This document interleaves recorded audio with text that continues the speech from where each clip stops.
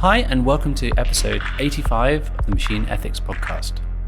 This episode, we're talking with Guy Gadney. This was recorded on the 6th of December 2023.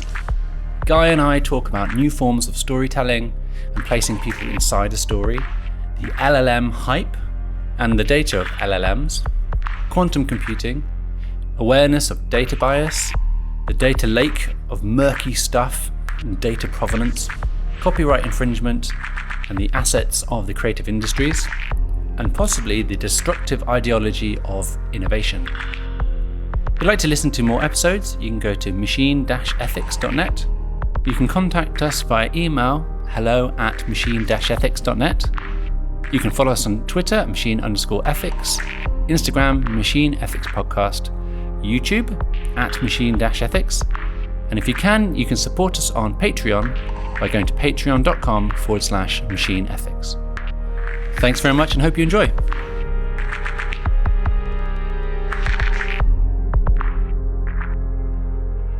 Hi, Guy. Hi. Welcome to the podcast. Thank you. Thanks for coming on. If you could give us a brief synopsis of who you are and what do you do? So my name is Guy Gadney. I run a company called Charisma AI. We're really interested in how AI is going to impact the creative industries. And I've long held a sort of passion, almost a calling for how storytelling might change due to technology in its broadest sense. And AI solves a lot of the problems there. So my focus really is on creative industries, on storytelling, and how AI might spawn wonderful new forms of storytelling. Awesome, thank you, Guy. I've already got the questions for you just from that intro, so that's awesome. The question we always ask the head of the show is kind of, what is this thing? What is AI to you? What are we talking about? Well, I think AI broadly is either the best thing that's ever going to happen or the worst thing that's ever going to happen. And probably the truth is somewhere in between on a broad level. For me, it's an interesting one because it is such a broad umbrella. I'm sort of old enough to remember, when the web first started, and it was like, oh, it's the internet. What is the internet? And actually, the answer is that it depends. It depends on what the exact question is. So AI, as we know, is this incredibly broad term. Specifically within Charisma and the way that we started with natural language processing. So the ability to understand what someone is saying to one of our characters, and then machine learning that sits alongside that to build up the data sets and the data management systems that we have sitting way under the hood. We try and hide a lot of that technology for creative people who are writers and just want to write good stories. So for me, there is this very broad church of AI. For us specifically was natural language processing, and then machine learning, and then increasingly as time has ticked on in the last couple of years, it's naturally started to be infused with elements of generative AI, about which we've long held a very bullish view on. Actually, but again, we can talk about that in a minute. So in your intro, you kind of introduced this idea of there are other forms of entertainment or story writing, different kind of modes. How do you kind of see that? How do you see the AI, the kind of technologies enabling new ways of telling stories? Well, so let's keep it at a very high level to begin with. I think the way in which people are looking at AI, and also how they're fearful of AI, is put into two camps. And the first one is it is when it's applied to the current state of something. And generally you can spot that because people use the words efficiency or productivity or things like that. And very often that's where it may be to do the same thing but faster, or the same thing but with less people, or you get the idea. And that is a whole debate, but let's put that to one side for a second, because the area that interests me is actually the other side of that, which is what new can be done with this. Where is the innovation? What does it enable us to do that we couldn't do before? And for me, it's in storytelling, it's actually a very simple conundrum, which is we can or sort of what happens really when you place the audience inside a story. And that very simple statement has enormous ramifications, because you start to think about what is the impact? What how far do you go? Is it an open world simulator in a sort of Elon Musk or real life thing, or is it GTA 6? Is it No Man's Sky, which is more procedurally generated worlds in the games industry? And our view really has, and the way that we built the technology starts from the art of storytelling. We didn't build a chatbot tech and then try to, bolt on storytelling or bolt on emotions or bolt on memories or these sorts of things. We started thinking, how does a story work? And now, how can we make that story new by putting the audience inside the story? So in essence, what Charisma does is that it allows a player, a user, whatever the terminology that we want to do, to speak to the characters in this story, and for the characters to understand and contextualize what you've said. And that then changes the story, because it changes their emotions. And naturally, if you've got a spy story, for example, and you are able to build up a sense of trust with that spy, then they will tell you more information. If the spy does not trust you, then they're not going to tell you the information, and the story goes down a different pathway. So that to me is fascinating. And naturally, there are questions about, well, how many pathways are there and so forth. But for us, really, a lot of that, those more finite questions are solvable with AI because of the approach that we're taking to storytelling. So it's, for me, that's the interesting bit. It's like, what new forms of storytelling can we generate? And just to wrap that piece up, it was sort of the inspiration behind Charisma, which is I wanted to tell these stories, and I couldn't find a technology that that wasn't Excel or Word or HTML or IBM Watson, God forbid, that wouldn't absolutely break me as I tried to tell these stories. So that was really one of the inspirations behind Charisma AI. Yeah. So what you're saying there is that I guess that with the advent of this technology, or these sets of tools, essentially, because you're obviously talking about various parts of the stack, like the NALP bit might do. Are we talking about sentiment, and we're talking about pulling kind of themes from what someone's saying, and then maybe there are other parts of that stack as well that you're using, and depending on what you're trying to produce, I guess. Yeah, and you've touched on a couple of things there. Just why you say so. Sentiment analysis, great. Everyone's doing sentiment analysis, and they should, and that's part of the mix. Yep. Themes is interesting, because now what happens is that sentiment is now contextual, and quite rightly, if you say, try it in real life. Disclaimer, please. But if you go up to someone and say, "I love you," the context in which you say that is so layered that you sort of get the analogy, right? Yeah. It could have many different impacts depending on the context of that particular moment, and that's where story comes in. That's where that contextualization around what's happened before, your relationship with those characters, and critically what the narrative and the universe changes that response. So that's a bit of the magic. That's the there be dragons in some way. So you were alluding to before that you could brute force it before. Maybe you could. I'm imagining someone writing a lot of text, right, and maybe having some sort of arcane ID thing to tie all these texts together, loads of like variables going around to try and make this all work into some sort of big story soup. Are you kind of just making that ginormous task, which seems like it could have happened, but would have been just seemingly impractical, intractable before, and it's now this thing that you can kind of go away and do, and maybe you almost need to kind of open people up to the idea. I can imagine a writer hasn't had this tool before and may not kind of be able to instantly work out what the end product might be, essentially.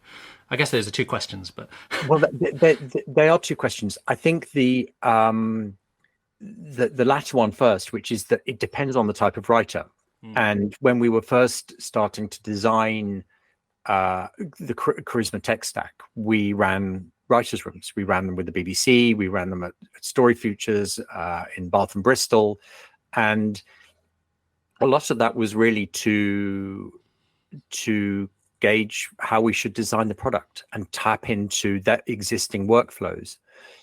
And interestingly, some writers, for us, surprisingly, games writers especially, actually didn't. They were resistant to it because they had been used to writing in certain ways. The most overlap came from theatre, and within that, immersive theatre. And my interpretation of that was that as a theatre writer, as a theatre practitioner, you're so aware of the audience more than you are with working in TV or film or even games, where you're writing your piece, but actually, the player's not there or the viewer's not there. It's in some ways, even though it may be branching, it's still a monologue. Whereas in theatre, you're aware of the energy, you're aware of a performance night, and they say at the end, thank you, you've been a great audience, and there's meaning behind that. And I'm sure they wouldn't say it if it was a lousy audience that night. And then immersive theatre even more so, because the player is the visitor, the audience on an immersive theatre production is contributing. And you need to think about that audience. You need to cast them in the story. So I think there's a definite fit there. Back onto the that sort of structural piece. I think the big shift and the innovation that we're trying to bring, again, is very simple, which is natural language. The way that Bandersnatch worked on Netflix, or a lot of sort of interrogation scenes in video games work, is you have 4 buttons. You have the ubiquitous A, B, C, D. Choose between those. You're like, no, I don't want to choose those. I want to choose something else. I want to, I want to go down this, but I want to say something else, because what's in my mind now as an imaginative person is something other than what is up on screen. And the moment you decouple that interface and you put it into a natural language environment where I can now speak to that character, it's infinite. Managing that is a whole other piece, but I think that's again is where we've spent a lot of time to create the tools that can create these sorts of environments for writers and make them easier, not having to write infinity.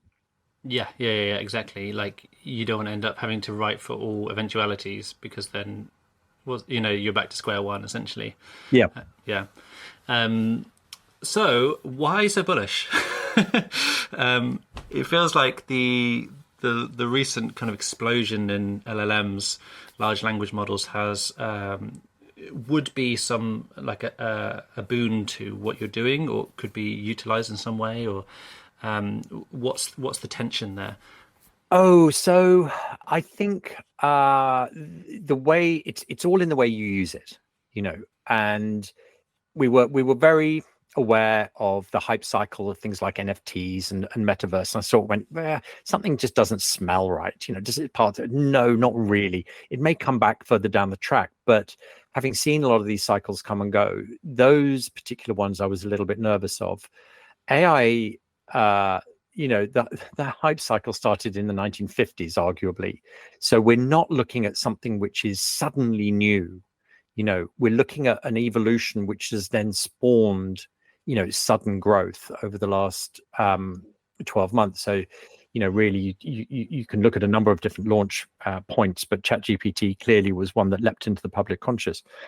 I think there is hype around LLMs. and specifically that a lot of the finance industry and VCs like, oh, how many LLMs have you got? Oh, well, this company's got 40 LLMs and that one's got 50, therefore they must be valued more. I mean, that's just completely ridiculous a way to judge anything, and incredibly short-lived. Actually, I think that will come and go.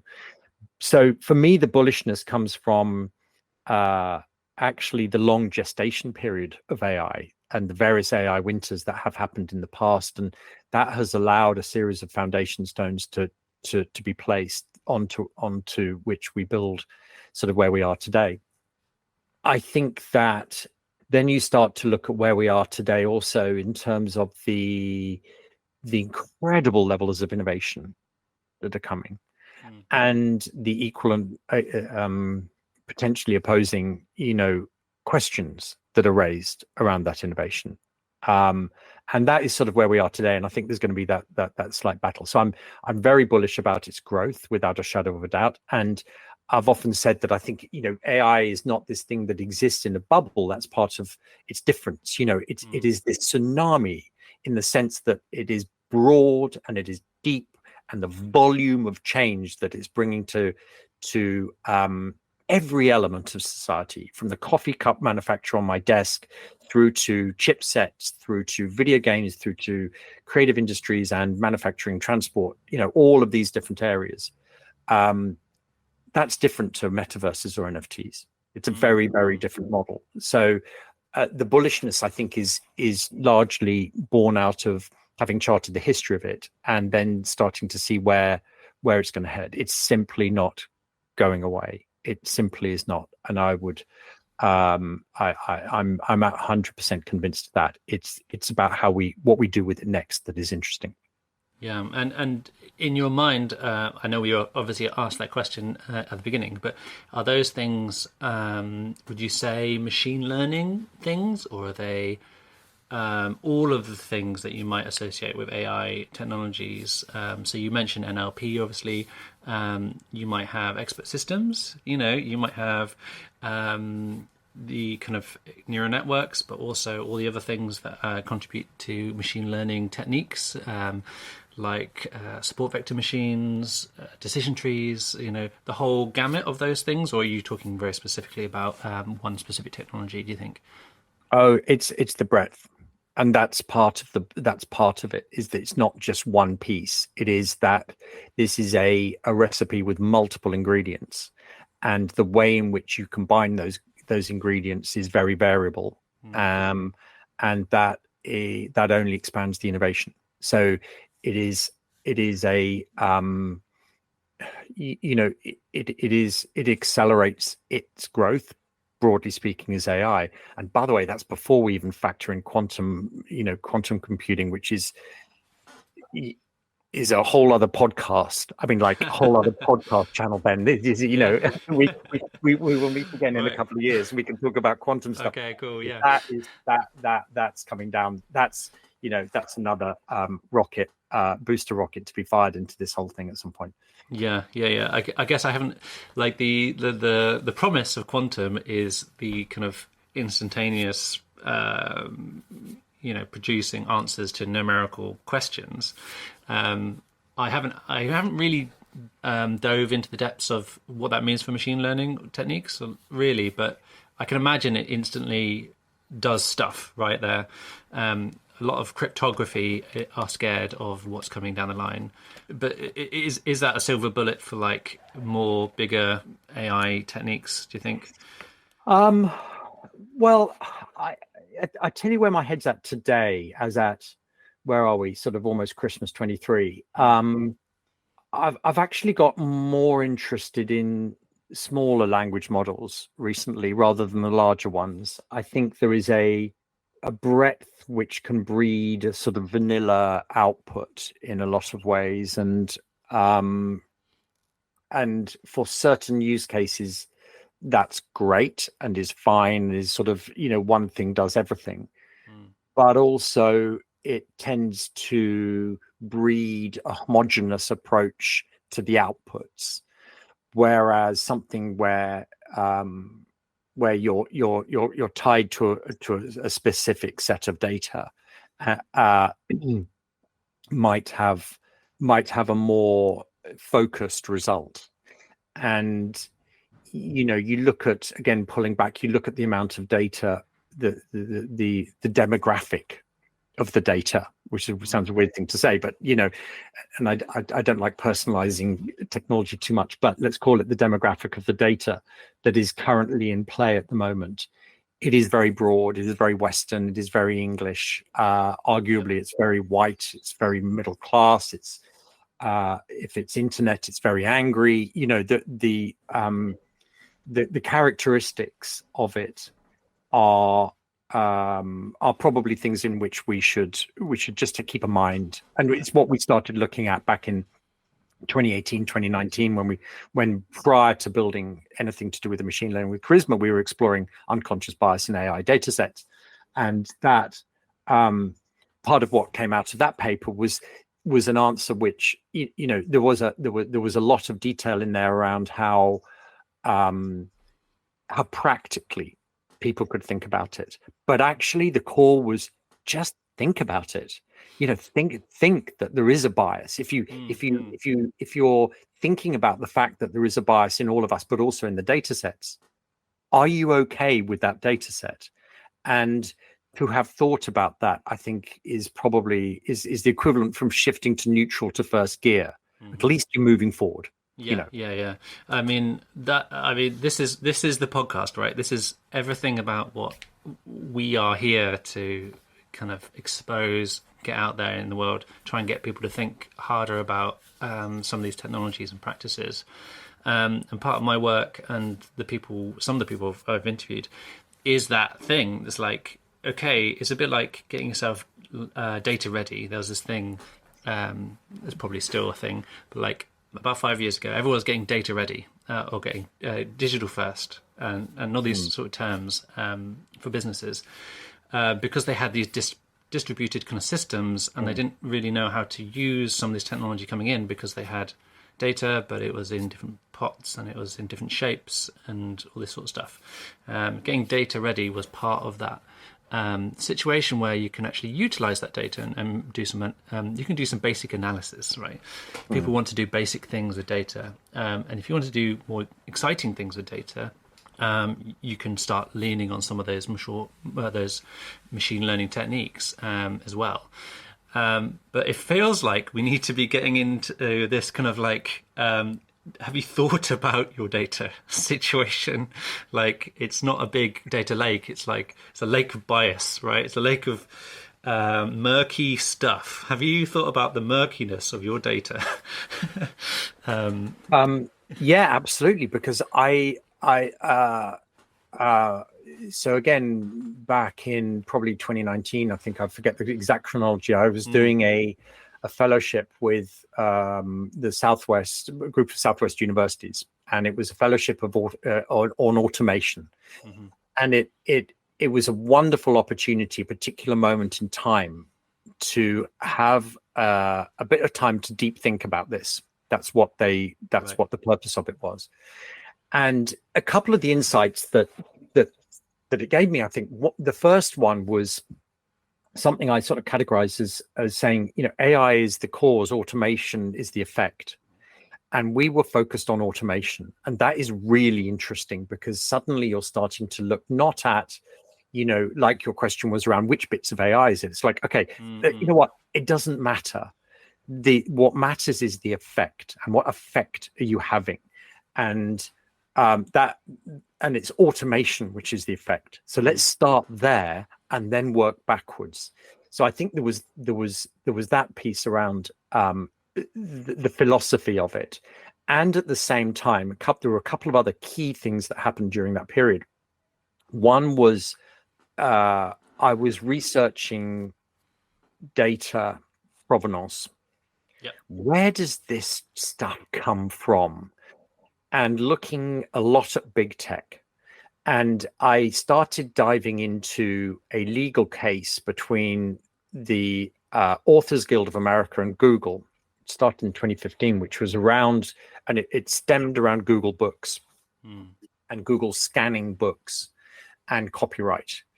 And I started to look at Google, and not only the Google books, but also things like Street View.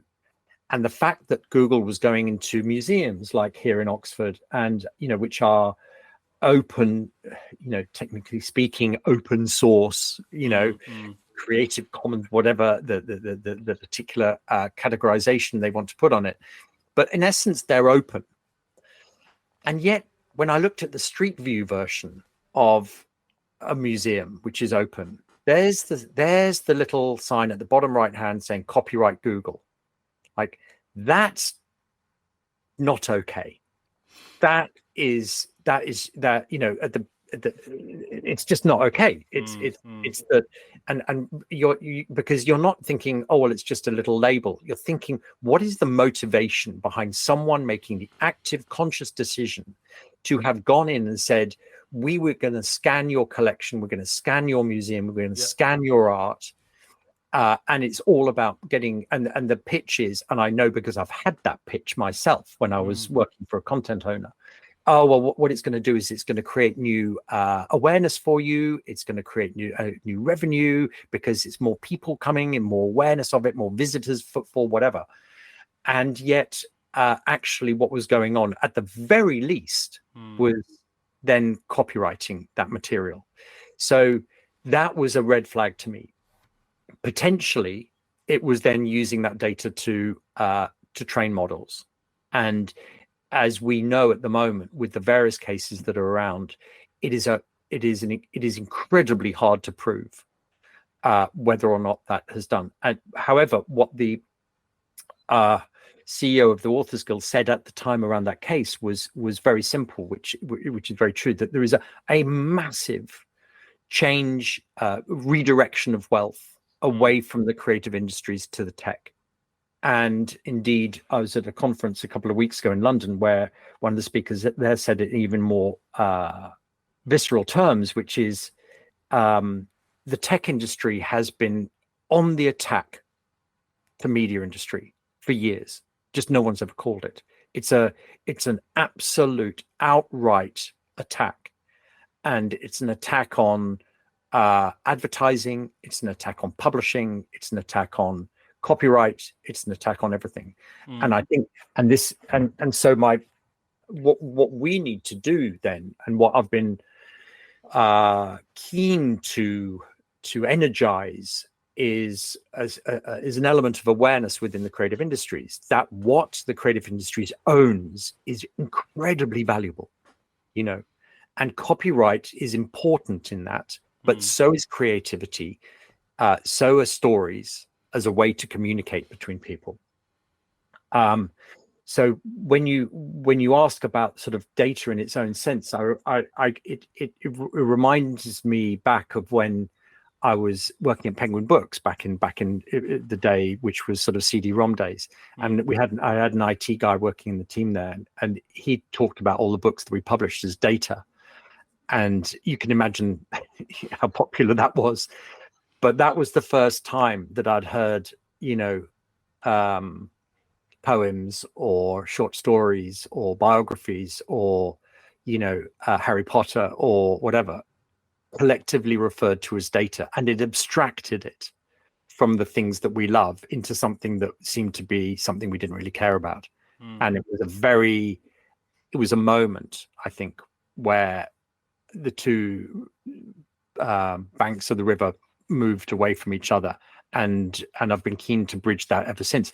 And coincidentally, it's why I sit on the Bridge AI advisory group representing the creative industries, because I'm keen to build that bridge, and that bridge needs to be done by understanding and making bloody sure that we are very clear about the landscape into which we're moving, and ethics is a strong part of that, but actually it's more detailed than that. So I feel like I'm going to put my technologist hat on here. I feel like they would probably say that the landscape is changing, and the media industry or the creative industries need to catch up with the coming tide or the change in the technology. and if they are not going to play in that arena, then they are not going to be around for very much longer. I guess the other side of it is what you're saying is they are undermining the kind of the creative aspect of the thing in its own right, and probably undermining the kind of economic flow back to the creator itself as well. So I don't know if maybe, like for me, when you were talking about the museum, I'm just kind of ride on the things you said. It felt like the copyright just isn't appropriate, essentially. They might have got permission, but maybe copyright isn't actually the right thing to be slapping on the bottom of that picture. You know what I mean? It doesn't mean enough to make sense. It might be that the copyright of that image is Google, or it might be shared copyright of that image, but the things that it's taking pictures of could be the commons. And then how are we squaring that? Is copyright the right vehicle for that? Probably not. So yeah, it's interesting how the landscape is changing, and maybe the economics is getting in the way of the fact that we haven't actually caught up legally or kind of ethically for those things. I mean, to a degree, I think that there is clearly there are some very sort of prevalent one-liners around at the moment. It's like things like, oh, copyright, yes, but I read a book, and then I write another book as a result of reading that book. I'm not infringing copyright, and it's exactly the same as ingesting that into a large language model. Well, right. No, not. It's a completely different technology process. That argument is anthropomorphizing computers for a start. It's giving creativity where it's not. It's a machine. Mm-hmm. So that argument, I think, is completely null.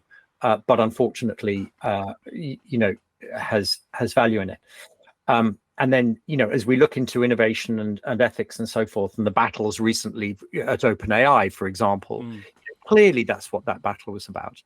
And it's fine as long as one's very clear about the vested interests and the motivations that sit around it. It's not as clear as saying it's innovation versus regulation. It's much more complicated than that. And there are some interesting quotes from Andreessen Horowitz around this, around basically remember that they are funding this and they are dictating a lot of the strategy. And if you want specific examples, look at the recent case of Stability AI, who's moved away from open sourcing into more commercial entities as dictated by their investors. Okay, so that's in the press, that was reported, and that was part of the move around it. So there are other interests in this space. Now, the motivations of the VC is to turn a profit for themselves. That's the motivation. It's very simple for themselves and for their portfolio companies, or for their portfolio companies, yes, but actually it's for the people who are providing them with the funds to be able to go out and invest. And so, having seen this story again for the .com one, there are elements of this playing itself as well. So as we look at things like, well, shouldn't we be allowed to innovate? Yes, but I might say to you, Ben, tell you what, I want to innovate. What I want to do is, I don't really like the way that you've painted your house. So I'm going to paint. In fact, you know what I'm going to do? I'm just going to take out the front wall, because that's innovation. And what I'm going to do is I'm going to turn it into a cafe for people. And by the way, if you don't mind, I'm going to then take the revenue from that, because I think it's really cool and it's my idea. And how cool is that? Now, you might have something to say about that. You might not. It'd be fine. Yeah. But you might say, well, hang on a second, you're infringing. I own this house. This is my house. Well, I know, but come on, don't be so ownership. Really, granddad? Come on, get with the program. We're doing innovation here, and you start to see that actually there's a little bit of, there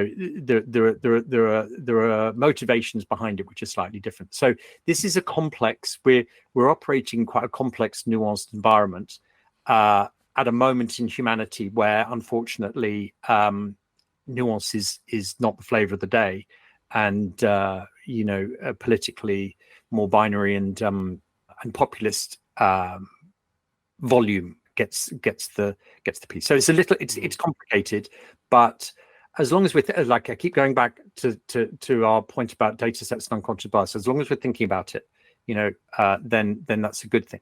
And for people who are at the technology side, if you are coding it and you're thinking about it, that's a good thing. There is absolute design in the algorithm. So actually, let's circle back to that. When you were writing that paper, what kinds of data were you talking about when you were writing that? What kinds of, was it writing? Was it numbers?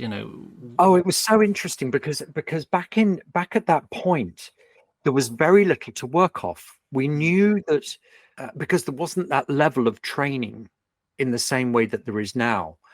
And around that time, which was probably just as GPT-2 was launching, again, I was in touch with a guy called Connor Leahy, who's now working in the Stability AI umbrella. And he had just hacked GPT-2 and was going to release the source code online. And I connected with him. We had a fascinating call where we talked. Connor is, incredibly smart and philosophical and technological. So we started to think about what data sets were there and what were not. And he then went on to be one of the founders of Eleuther AI, and which was behind the pile and various other things. But arguably at that point, the data sets were rare if they were public open source or highly proprietary, which were Google's. So we were having to make assumptions around a lot of what the lay of the land was at that point. But also, that gave us a little bit of freedom to be able to think slightly more outside the box and not get tied down into moments in time, into detail around a specific data set, but start to pull back and look at it more of a landscaping, which made I think that paper have more longevity. Yeah. Well, you have to send me a link afterwards. Yeah, well, if it was up anywhere. So we spoke a bit about this kind of technological attack on the creative industries. Do you see the LLM situation or kind of a large language, as the prominent term there, as being problematic, especially for storytelling, but also maybe for also kind of the kind of prospects for telling stories and the economic situation for that, To a degree, yes, but let me be clear. The concept of the attack that was very much me quoting someone else on it. I think where I'm closer to what the Authors Guild said, which is there is an unprecedented redistribution of wealth, and the problem with that is if the pendulum swings too far, and technologically it is the problem of training models on synthetic data, and it starts to get recursive. The purer the data, and I'm pausing on the word because pure is an odd word to use, but let's say the more, actually in some ways, the more human created the data, as far as we can see it at the moment, the better it is to train on that data. The more synthetic and recursive that data is, in other words, it's been produced by AI, you start to get less value in that data, which means that the input of the human is important, and therefore there's value associated with it, and therefore we should appreciate that. And that's really, I think, the key. Certain things can be automated, and certain things actually we still, for a number of technological reasons, we still need humans in the mix, and that's okay. It's okay. We don't need to automate the hell out of absolutely everything, because again, there's a car analogy, which is I'd far prefer driving a manual than an automatic, because it's more responsive, it's more visceral. I like it, I enjoy it, I feel I'm a part of it. An automatic just this slow. slow to respond. Do you like driving an automated car? I don't really, frankly, I don't really like driving anyway, and I can't wait for self-driving cars, because I think the whole thing is again sort of statistically ridiculous that so many accidents and traffic issues are caused by humans. But I don't really enjoy driving an automatic. No, I find it's boring. Yeah. I think I'm with you. I think the quicker they can usher in automated, even if it's buses, just like buses that are everywhere, that you can get in and you can quite happily read the paper or the the e-ink screen that this is the future world on the way to work, and don't have to worry about being conscious enough and having had my coffee to like get in the car and not but Ben, this is, it's such a good point, this, because where AI has focused, and you look at the big headlines from DeepMind and various others over the years, it's like they are hey, AI has beaten a chess master, AI has beaten the top Go player, AI is beaten like wow, it's beaten, it's won. It's like, why? AI has managed to recreate an artwork or Bach. Okay, right. Well, again, there's context to that, which is what is Bach, what is not. To me, it's very simple. If Bach composed it, it's a Bach. If it's not, it's like me trying to do it, which is not going to end well. Now, okay, there's that, but surely, traffic issues, environmental issues, energy issues, there are some bigger things at play here, which you could have started to move these things on. Now, the technology people listening to this might be infuriated by that statement on the basis of, well, you've got to get from one step to another. Yeah, but there's a direction,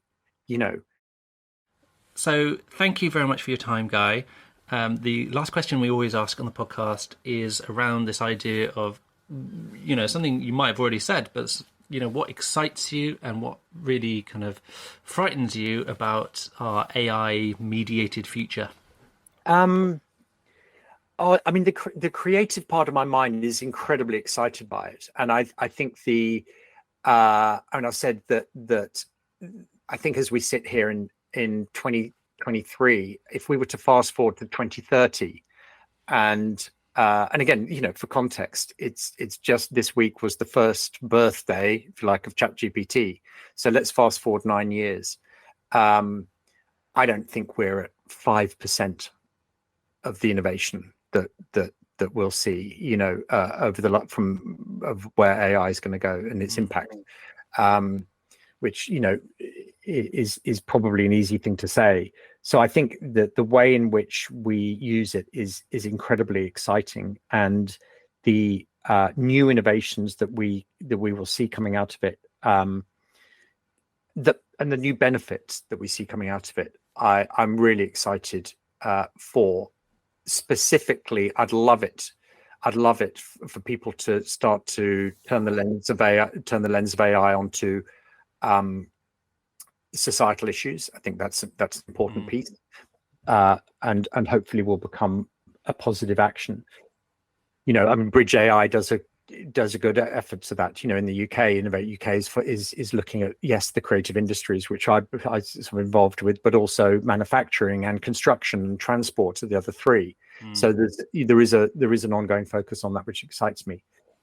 And in terms of my fear about it, I think there is I think fear is an interesting one, because I don't really think about the concept of fear in its broadest sense on that. I more think about how we might solve fear with education.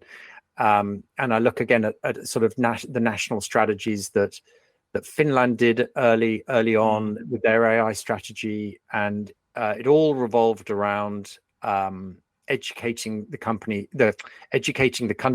such that the fear goes away, and they can start to look at a clear line of sight and a pathway moving forward. And that to me is both the fear and the excitement in one go. Guy, thank you so much for your time. I know that you've got to head off. How do people find out about you, follow you, find your work? Probably, charisma.ai is where we focus our time on everything to do with charisma. Otherwise, generally, I'm on Twitter a bit, on LinkedIn a lot, and relatively easily to find online. Right. Thank you very much. Thank you, Ben. Great to see you. Hello and welcome to the End Podcast. Thanks again to Guy for coming to talk to us. He obviously has strong opinions about technology and its application in the cultural industries.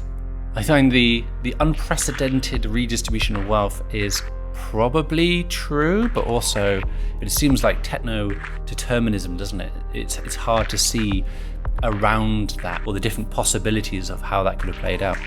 I'm hoping, especially with this LLM and copyright infringement issue at the moment, that we're in the position of maybe thinking again about what copyright is and who is it for and how we can use it and how it operates in a technologically mediated world. If you have any thoughts on that, would like to come on the show, then do email us at hello@machine-ethics.net. And as always, tell your friends about the podcast. And if you can support us on Patreon, patreon.com/machine ethics. Thanks so much for listening. Bye.